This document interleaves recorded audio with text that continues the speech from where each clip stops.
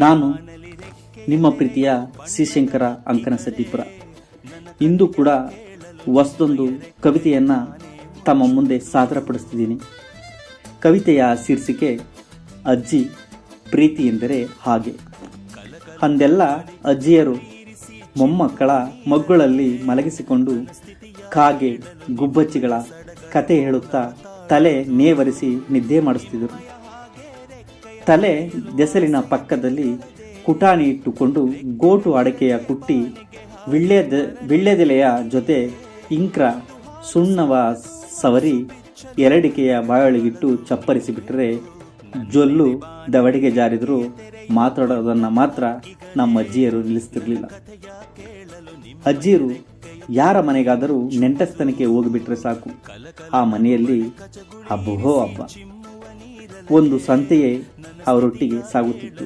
ಕಬ್ಬಿಣ ಜಲ್ಲೆ, ಪರಂಗಿ ಹಣ್ಣು, ಹಳಸಿನ ಹಣ್ಣು, ಸೀಬೆಕಾಯಿ, ಕಳ್ಳೆಪುರಿ, ಖಾರ ಸೇವ, ಹಸಿ ಕಡಲೆಕಾಯಿ, ಗೆಣಸು, ಜೊತೆಲಿ ರಾಗಿ ಕಾಚಕ್ಕಿ, ಜೋಳದ ಹಸಿತೆನೆ, ತೊಗರಿ, ಅವರೆಕಾಯಿ, ತೆಂಗಿನಕಾಯಿ, ಸೊಪ್ಪು ಸೆದೆಗಳೆಲ್ಲವೂ ಇರುತ್ತಿದ್ದವು. ಅಜ್ಜಿಯರಿದ್ದ ಮನೆಗಳಿಗೆ ಆಸ್ಪತ್ರೆಗಳೇ ಅಗತ್ಯವಿರಲಿಲ್ಲ. ಕಾಯಿಲೆಗಳೇ ಅವರನ್ನು ನೋಡಿ ಭಂಗ ಮಾಯವಾಗುತ್ತಿದ್ದವು. ಸೀನು, ಕೆಮ್ಮು, ತಲೆನೋವು, ಜ್ವರ, ವಾಂತಿ ಬೇದಿಗೆಲ್ಲ ಇವರೇ ಡಾಕ್ಟ್ರು.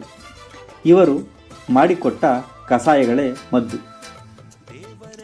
ಗರ್ಭಿಣಿ ಬಾಣತಿಯರಿಗೆ ವಾಸರಿಕೆ ಮಾಡೋದರಲ್ಲಿ ಇವರು ನರ್ಸ್ಗಳಿಗಿಂತ ಮೇಲು. ಬಾಣತಿಯರಿಗೆ ಕಾಡು ಸೊಪ್ಪುಗಳ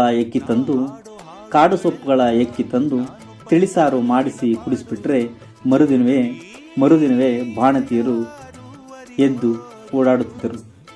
ಗರ್ಭಿಣಿಯರಿಗಂತೂ ಇವರ ಆರೈಕೆಯಲ್ಲಿಯೇ ನಾರ್ಮಲ್ ಡೆಲಿವರಿಯೂ ಆಗುತ್ತಿತ್ತು. ಸಿಜಾರಿಯನ್ ಅನ್ನೋ ಮಾತೇ ಇರಲಿಲ್ಲ.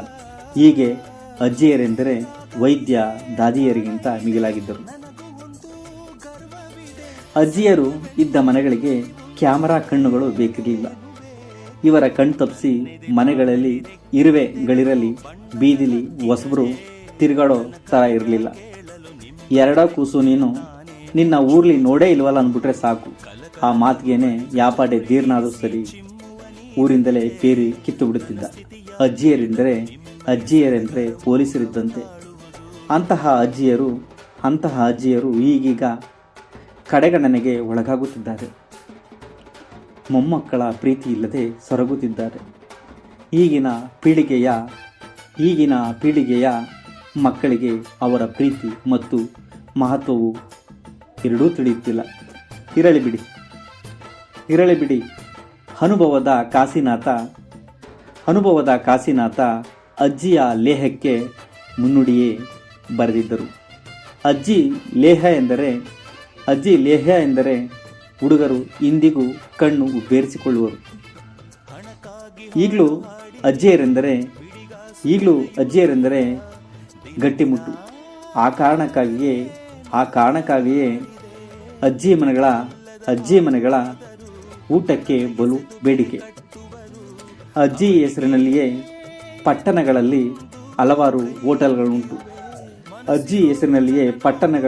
ಹಲವಾರು ಹೋಟೆಲ್ಗಳುಂಟು. ಅಜ್ಜಿಯರ ಗತ್ತೆಂದರೆ ಅದು. ಒಟ್ಟಾರೆ ನಾವುಗಳೇ ಭಾಗ್ಯವಂತರು. ಅಜ್ಜಿಯರೊಂದಿಗೆ ಬೆಳೆದವು, ಅವರೊಂದಿಗೆ ಗೇಲಿ ಮಾಡಿಕೊಂಡು ನಲಿದೆವು. ಅವರ ಬೆವರ ಅಣಿಗಳ ಸೊಗಡಿನಲ್ಲಿ ಮಿಂದೆದ್ದೆವು.